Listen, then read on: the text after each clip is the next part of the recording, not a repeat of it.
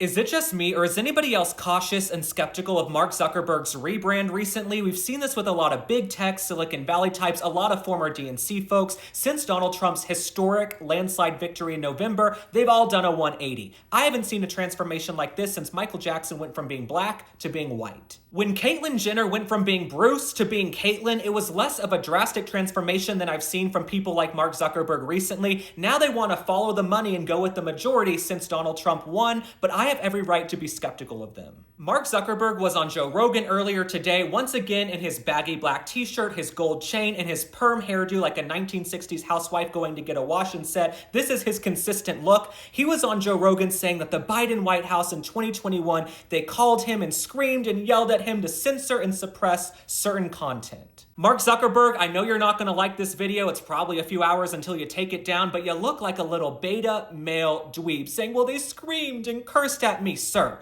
you are worth hundreds of billions of dollars. Nobody threatens you. You could turn around and buy the White House if you wanted to. Now, my own political views have evolved through the years. I'm all for people changing and developing over time, but Mark Zuckerberg, you have done a 180-degree turn in a matter of weeks, so I have every right to be cautious. When you said the White House was threatening you and cursing and screaming at you during the pandemonium in 2021, that is when you're supposed to stand strong and have courage and have gumption and have a backbone. I guess you didn't have that. In all of his videos and all of his media appearances recently, I've yet to hear Mark Zuckerberg apologize or express contrition for suppressing, silencing, and deplatforming conservatives, independents, and disaffected Democrats for years. People lost out on their livelihoods because they were kicked off of your platform, all for questioning the Biden regime. As many of you know, I worked for RFK Jr., Bobby, as we call him. When I met him in June of 2023, he had just gotten his Instagram back after a 2.5-year ban from Mark Zuckerberg and Joe Biden.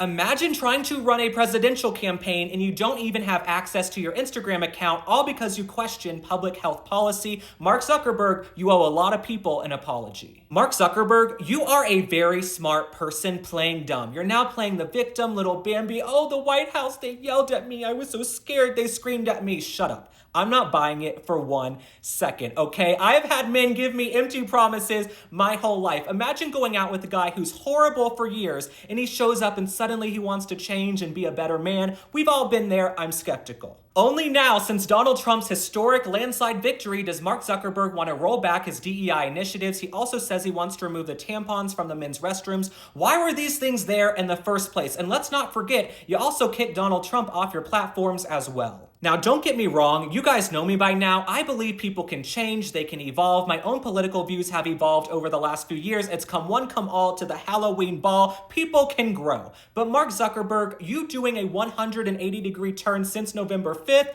I'm skeptical of you. The last thing I have to say about Mark Zuckerberg is this. I'm open to him changing, growing, evolving, going on this eat, pray, love conservative journey right now. But I am going to verify in time if he's actually sincere about these changes or if they're just lip service. What makes me really cautious about Mark Zuckerberg is that he has hundreds of billions of dollars, money you and I will never see in our lifetimes that we can't even fathom, and he still caved to Joe Biden in his White House. And mark my words, if Kamala Harris had won in November, Mark Zuckerberg would not be doing any of this. This is a survival mission. This man is trying to survive in an industry where everybody is moving away from his platforms. All right, my friends, thanks for liking and following. Drop a comment. Tell me how you feel about Mark Zuckerberg and his cronies doing a 180-degree turn since Donald Trump won in November. I will see you on the next one. Bye.